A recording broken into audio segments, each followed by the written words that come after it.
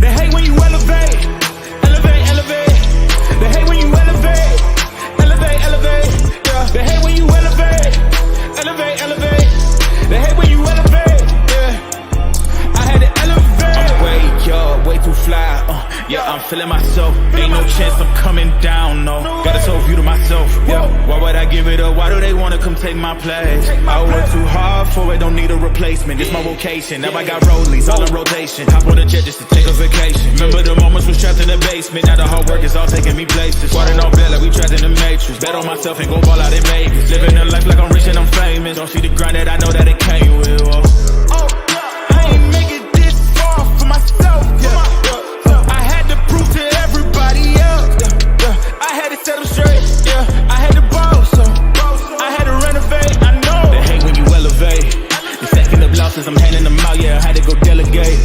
It feel like I'm floating, I'm lost in the moment. I swear I could levitate. They never believed that I would really fly. I had to go demonstrate.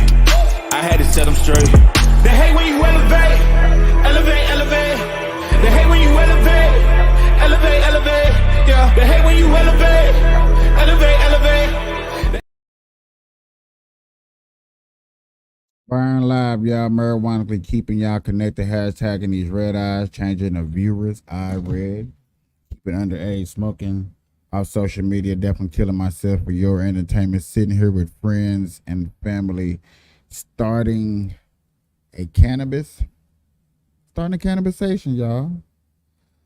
What's up? Good morning, good afternoon, good evening, whenever time you're watching this. Welcome to another Burn Live show. I'm your host, Capiche. We up in the building. All that good stuff. We're definitely here to take care of some marijuana business and news and stories and have some loaves and smoke and joking with you. Shout out to my Rumble family out there, my YouTube family, my Instagram family, and my Facebook family. Definitely don't want to disappoint my YouTube, my Rumble family, because I already disappointed one person. He got on my dome one day, all in my comments. Okay, get it lit. Thought I can get it lit. Definitely all in my comments telling me how bad or good person I was doing and stuff like that. I appreciate people letting me know how bad and good I am doing. I'm here for your entertainment, killing myself for the enjoyment of going over things that I feel like are important that's happening in your state, town, country, and stuff like this. As a regular podcast. We started out just marijuanically. Now we just talking about a lot of things. And we start off our shows with marijuana laws that go on in different states that go on. I think that's just the best way to start me off nowadays, is definitely going over different laws to go on, because we're a marijuana group.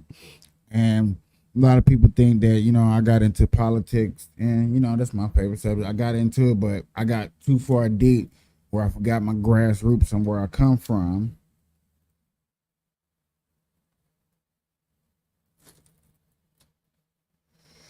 I don't want people to think that I forgot where I come from. So, we're going to start off with another Burn Live show. We're going to head off. We're going to start in St. Louis. approving extending marijuana dispensary hours. I wonder what time do they close in Missouri dispensary? Well, we need them open longer, which is true. With the marijuana dispensary, it's just like a corner store, just like a liquor store. If your liquor store gonna be open 24 hours, I think your dispensary should be open 24 hours. It's medicine. Telling at what time of night or daytime that you would need your medicine. So that's how I'm looking at it. Let's see what they're talking about. New tonight, St. Louis aldermen approve a plan to allow marijuana dispensaries in the city stay open later. It comes as controversy is brewing over one dispensary's request to open up a drive-through. 5 on your side's Brent Solomon takes a closer look. It's the decision local marijuana shops were waiting for. Friday, the Board of Aldermen approved the proposal to extend dispensary hours until 10 p.m., 7 days a week. Here's what the owner of Luxury Leaf told us back in May when the idea first surfaced. I have people who come in and say, I really wanted to consume, I wanted to buy it, I had to go to another dispensary because you were not open, because they're able to come through the county. Alderman Rasheen Aldridge says since recreational marijuana became legal, the city is seeing big bucks. Currently, we're bringing in $2.4 million. So hopefully with now extending to 10 p.m., we're bringing in more money, but it also allows the city to be more competitive with St. Louis County that is already open to 10 p.m. Earlier this year, students and staff from Lift for Life Academy in Soulard protested the opening of a new dispensary across the street. Kind Goods opened up shop where Jimmy John's used to be. It's here and it is what it is. Marshall Cohen with the school says he's now fighting the store's request to open up a drive-through. What if someone is driving up to their drive-through and is inebriated or something and comes out of that drive-through too quick while one of our buses is coming or going, or a parent is picking up the kids and dropping their kids off, and that their exit is directly across the street from our exit. Zoning officials will soon decide whether to give that request the green light. Brent Solomon, 5 on your side. And we reached out to Kind Goods for comment on this story, but haven't heard back. As for dispensaries extending their hours, it is now up to the mayor to sign off.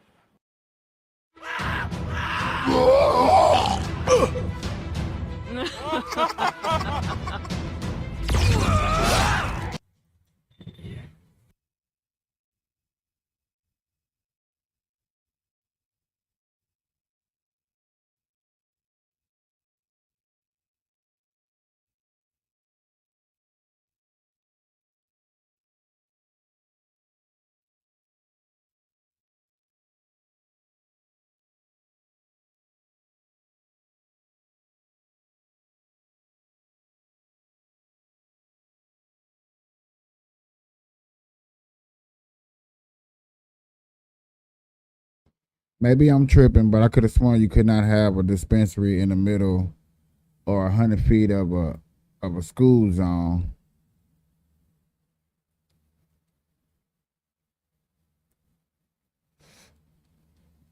Maybe I'm tripping.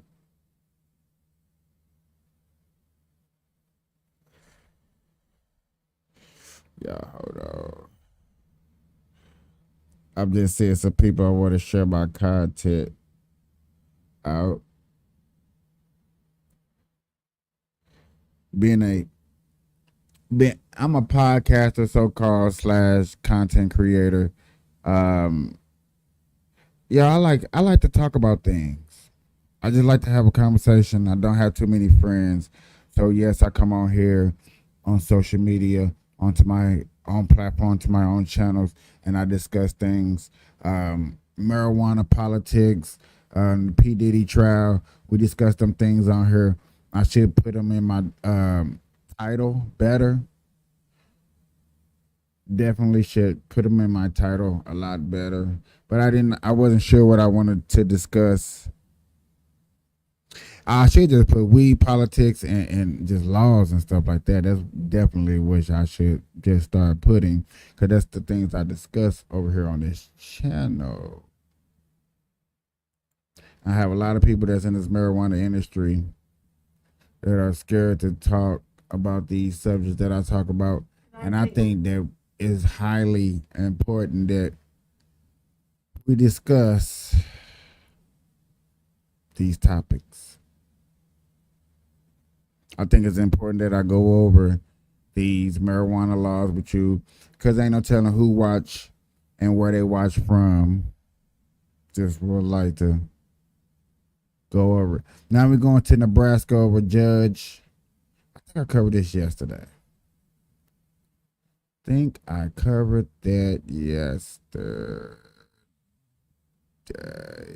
So we're gonna go to CSDP, bust illegal drugs and guns. Salute. Hand. Oh yeah. I got another story for us.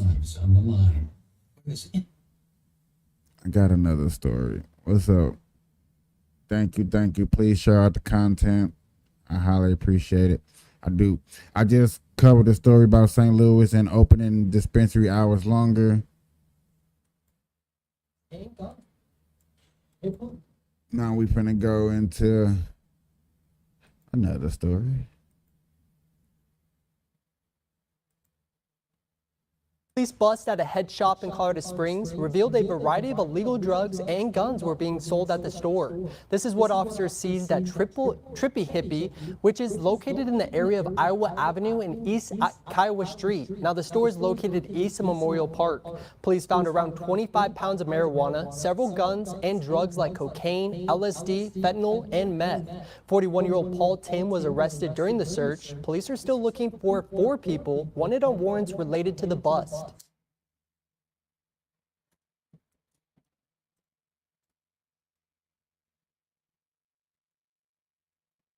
Is this what type of bust y'all would rather see? Y'all cannot sit up here and say that now people are not getting hit with petty crimes. No more petty crimes. People getting hit with real charges. But you see the weight that people are holding when they're coming in these stores and stuff like that. So therefore, I am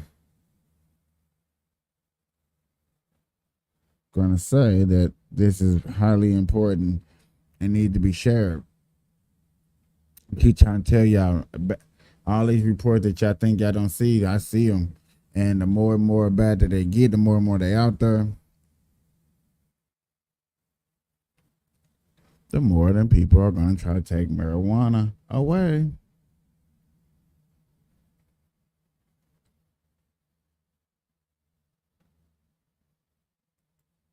It's like everybody is trying to get in it one way or another.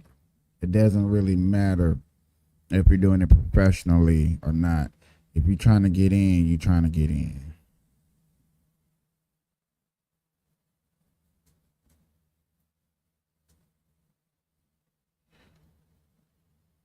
I'm starting to get a lot of marijuana news coverage in other countries. Now, this is where it gets a little redundant when you look at these other countries. But before we look at these other countries, I got another good story. We're going out to Denver, Colorado.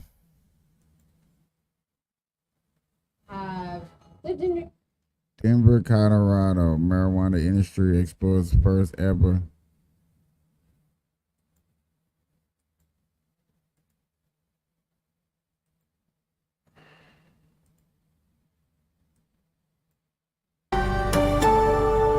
Tonight, we're following up with a new business hoping to stand out in Colorado's crowded marijuana industry.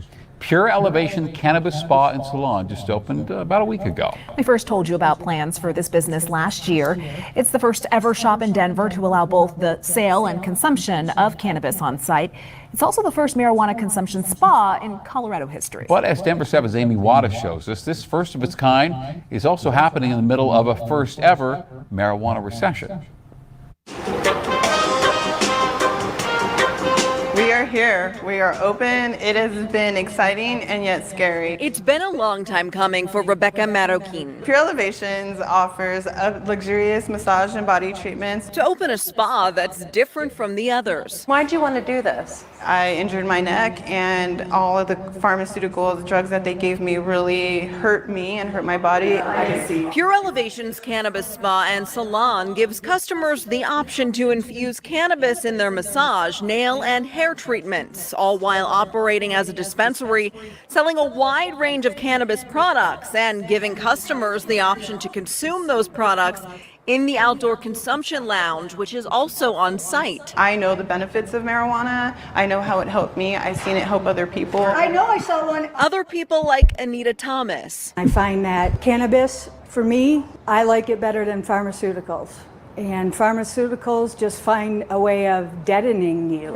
Who was in a bad car accident in Michigan many years ago and ended up with a traumatic brain injury. I realized that cannabis was helpful to me. So I decided, let's try a cannabis massage and see what that does. Pure Elevations Cannabis Spa and Salon opened up during a time when the marijuana industry is struggling. The city and county of Denver says the industry is actually in the middle of its first ever recession since recreational marijuana became legal in the state almost 11 years ago. Data from the city and county of Denver shows a decline in both medical and retail marijuana gross sales following the COVID-19 pandemic in 2020.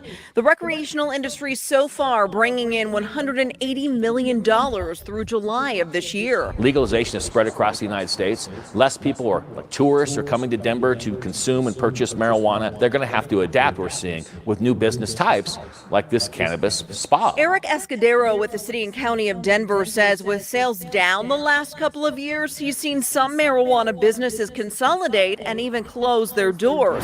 Rebecca Marroquin hopes her unique business model will help her be successful. By us creating other avenues of revenue, other streams of revenue, and bringing people in for other reasons besides just smoking weed, and creating a need, a desire to help themselves without pharmaceuticals. I think that that's kind of the key. In Denver, Amy Wattis, Denver 7. And Marroquin says she is hiring, so if you're interested, we have.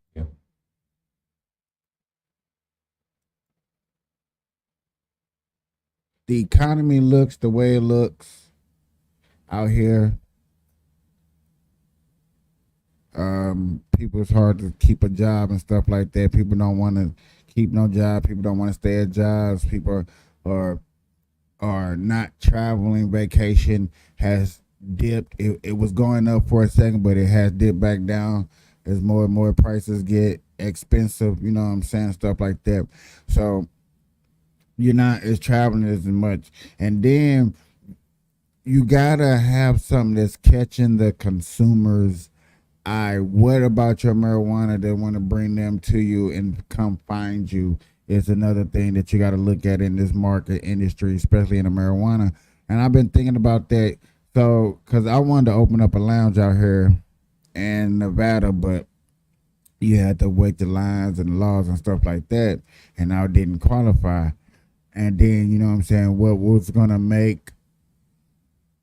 have made my lounge different from other lounge is the different sections. The smaller section that was good enough for you to hang out and chill.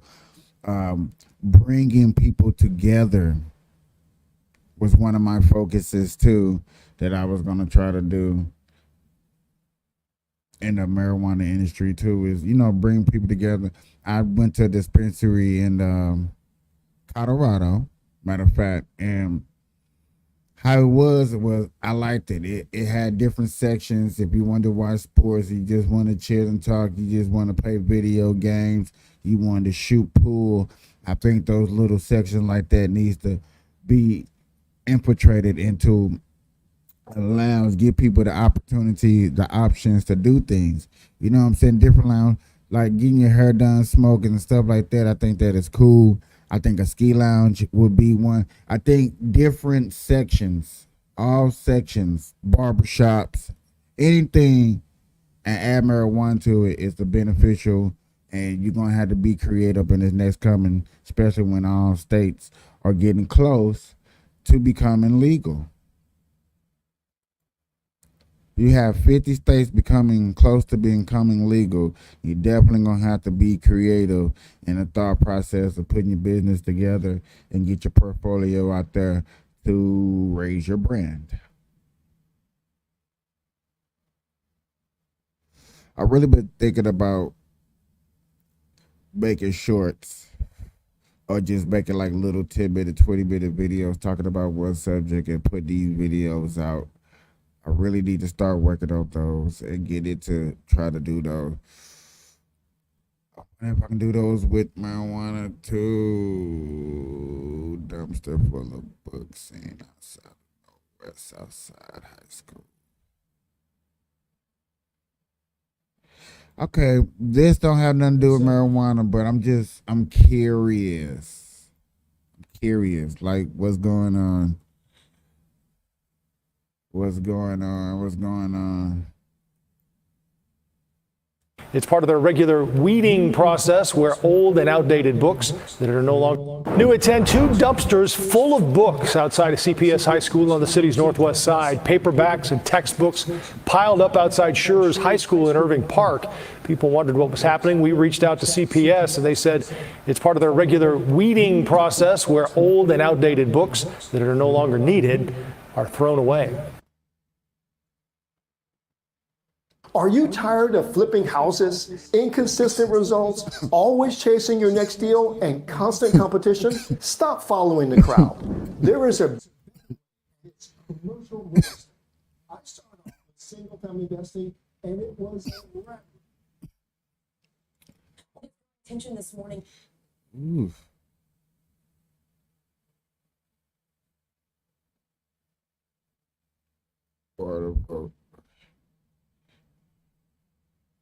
Okay, hold on, y'all. We might have to cover this in the same token. This is interesting.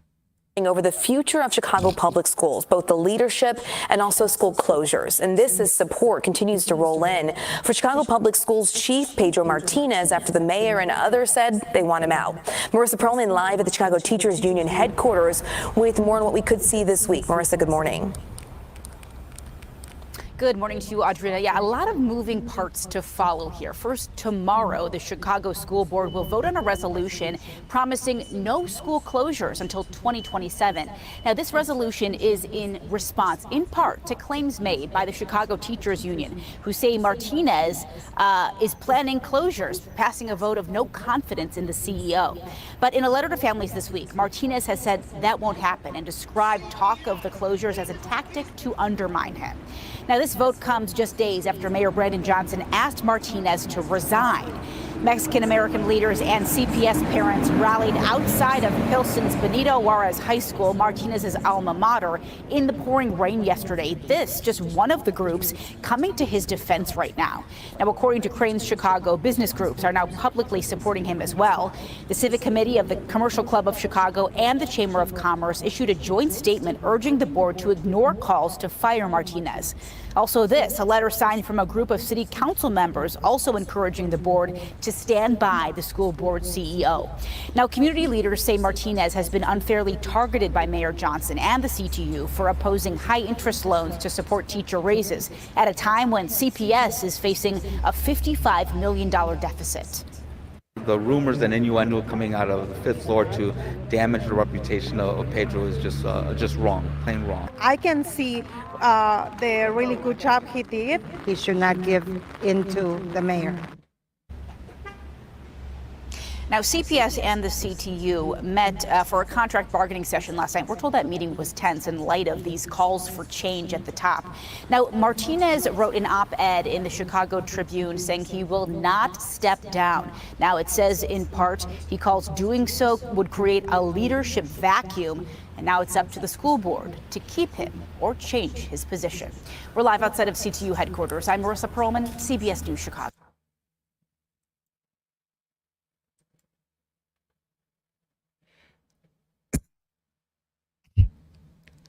That's why we need school choice.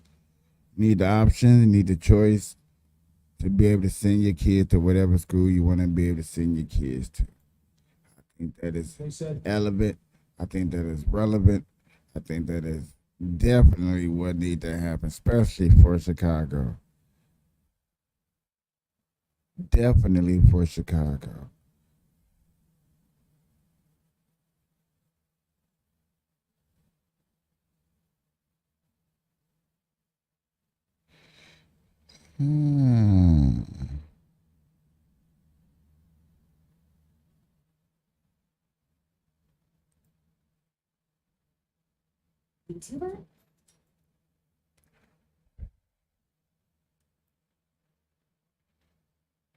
Just saying something that was interesting. I know it's Saturday, y'all. Your favorite college football team. I hope they win it today. I hope there's no upsets. Baseball winds down. Getting ready for playoffs. Baseball. Football is getting into the nitty-gritty of week 4. You know, teams are starting to know who they are and what they want to do and stuff like that.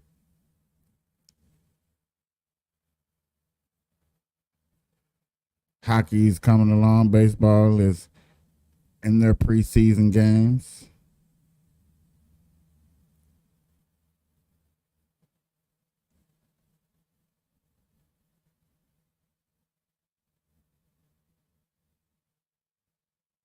Yes, sir.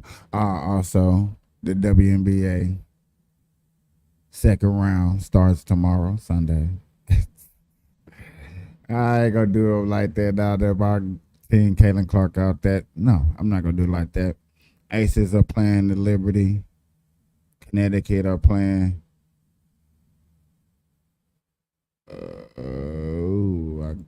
That's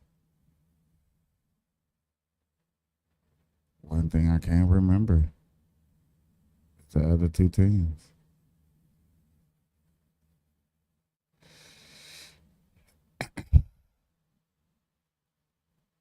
And they don't have it up here for them. But y'all know, second round starts tomorrow. Stuff like that, I appreciate it. Y'all come hang out and chill. Nah, but I hope y'all come out and chill. Root on your best team. Any good TV shows coming out? Is a good TV show, whatever TV show you're watching, is they hitting? Are they on the news?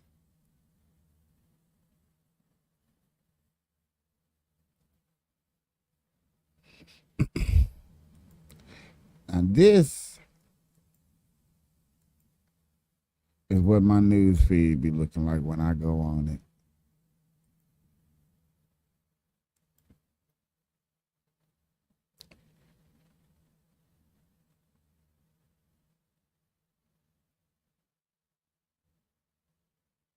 This is what my news feed be looking like. You got CNN, you got New York mayor, you got trouble ambulance fights in Chicago. New York crowds to Mayor Adams. You got rolling FBI shatters Trump's high. Unfortunately, let's see what he talking about. What everybody I got on him? Trump, J.D. Vance, Republicans, you would think America is going crazy. Rampant crime everywhere, yet the FBI says that is not the case. A sharp decrease in violent crime took place. First of all, overall violent crime was down 3% in 2023 from the year before. Murders and non-negligent manslaughter dropped nearly 12%. Even with the 2020 pandemic surges, violent crime is down dramatically from the 1990s. Now, Trump recently pushed his attacks on immigrants, claiming that crime is through the roof under President Joe Biden's administration. Here's that lie. In Queens a few months ago, an illegal alien released by Kamala Harris, she was in charge of the border, approached two 13-year-old children with a machete in broad daylight, forced them into the woods, tied them together by the wrist and raped them injured them terribly, very badly. You know about it. In the Bronx, another illegal alien that Kamala Harris set loose into our country approached a 36-year-old woman while pretending to ask for directions. Ma'am, he said, I'd like directions to someplace. All right, so first of all, I'm not going to sit here and just keep playing those lies. Again, what you see there is they want to, one, blame Vice President Kamala Harris on any crime that involves a migrant into this country. But the bottom line is they want to overlook the reality that crime among immigrants is actually lower than Americans. Michael Eisenberg with the Center for American Progress, he's the man director of Rights and Justice. He joins us right now. Michael, glad to have you here. Let's be real clear. I'm sorry, my apologies. I read that wrong. Rachel Eisenberg. Rachel, let's be real clear. This is scare tactic. This is all about, and I'm just going to be frankly, this is about scaring white people into thinking that, oh my God, these immigrants, these people of color, they're destroying our nation. We're going crazy to hell. Let's load the streets with crime, and it's the Democrats' fault this is all happening. Yeah, thank you so much for having me on today. I think you're spot on.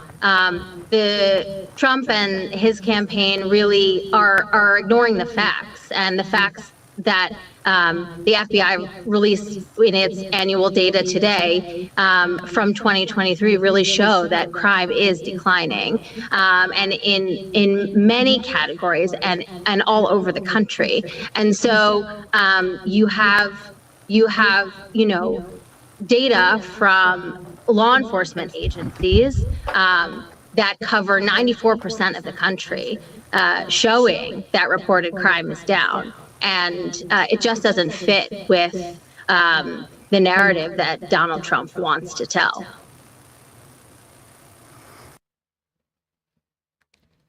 When y'all say crime is down, does that actually particulate to show what crime are actually being happening? So yeah, if crime is down, is crime still happening? Yes or no? And therefore you'd be like, yeah, so crime is still happening. So okay, cool, crime is down. Crime is still happening. Crime is still happening in weirded odd places in major cities and democratic state countries. I was just strolling up and down.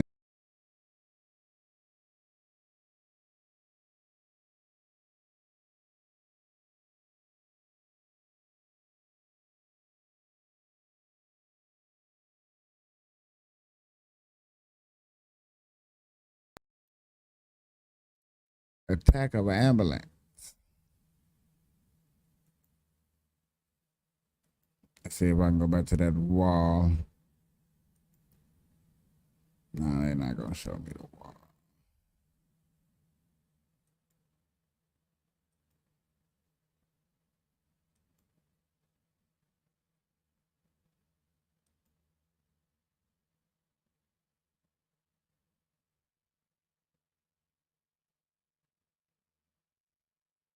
They're not gonna show what they were just showing. Turf war gangs clash in Chicago. Turf war gangs in Chicago, so that's crime. Then you got these shooting crimes. You got Mayor Adams doing a federal crime.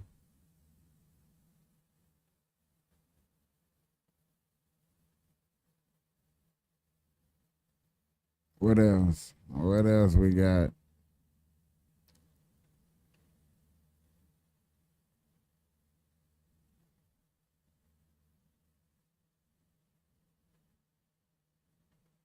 More bones fragments wash up on the shore in Brooklyn. Damn, see, I'm crying. You about to make me just type in crimes. Just to see how many of them just be everywhere. Mayor Dalton, she pulling crimes. She doing crime. What? That's crime right there. I'm just strolling.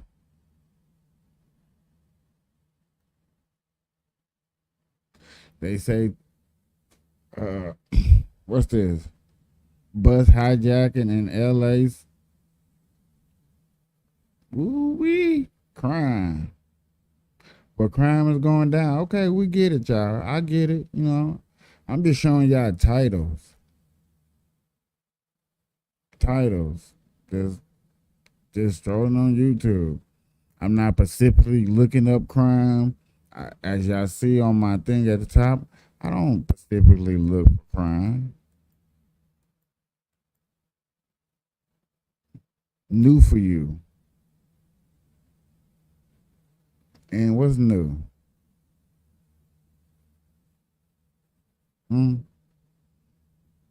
Now this is probably the only areas where you ain't gonna see no crime because it's new. We ain't gonna show them no crime over here.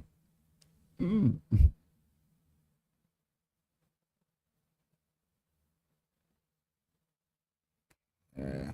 See, they gonna pirates off the shore. Yeah, I knew how to keep it clean. Yeah, I knew how to keep it clean. Oh, crime. Crime. Come on now. Diddy. Crime. But what they was talking about, y'all, crime is down. Okay, cool, crime is down, but you act like crime is not happening.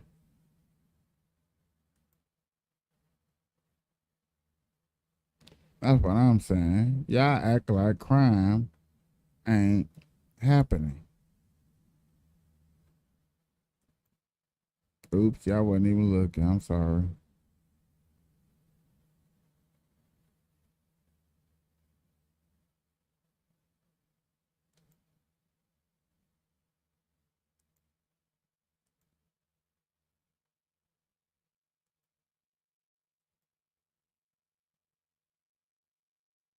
As well. And so when you look at polling data, they poll better when it comes to crime because they have created this notion, just like with the economy, that they somehow are better than the Democrats. Oh, those Democrats, they'll cash bail. They want people out of jail. You could just steal stuff all around the country and you won't get arrested because they want to play this tough on crime deal when in fact, we have had an issue in this country when it comes to locking people up. But you got people like Arkansas Senator Tom Cotton who believe more people should be thrown into jail because it is the economic driver for a lot of these rural communities in red states. That's what that's also about. And the reality is that the Democrats know and have been actually implementing policies and programs across the country to keep people safe.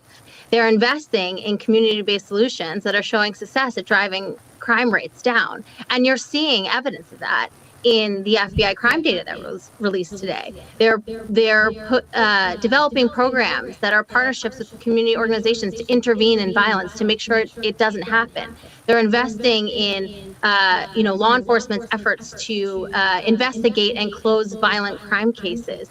They are supporting victims and crime survivors who have really suffered and who are in need of support. And so we have, there's countless evidence that shows the policies that are actually supported by Democrats and by Vice President Harris through the investments made in the American Rescue Plan and the passage of the Bipartisan Safer Communities Act to restrict access to guns, that those things are having a real impact in communities across the country. And that is just not something that, Republicans are not offering any solutions. They would just rather, put up smoke and mirrors.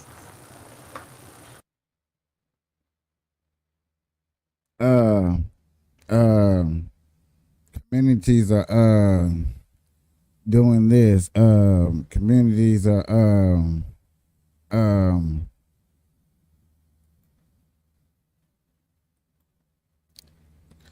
communities are starting to fight back against crime and organizations and people that are doing wrong. in their communities. They're standing up. That's what it sounds like to me that's happening. But yet again, I stroll and I showed you that there's a bunch of crime always happening. Sorry for the little mess up. Y'all, I ain't even gonna go deep off into this one tonight. I just want to get on here and talk with you guys for a second. For real, for real. I appreciate it.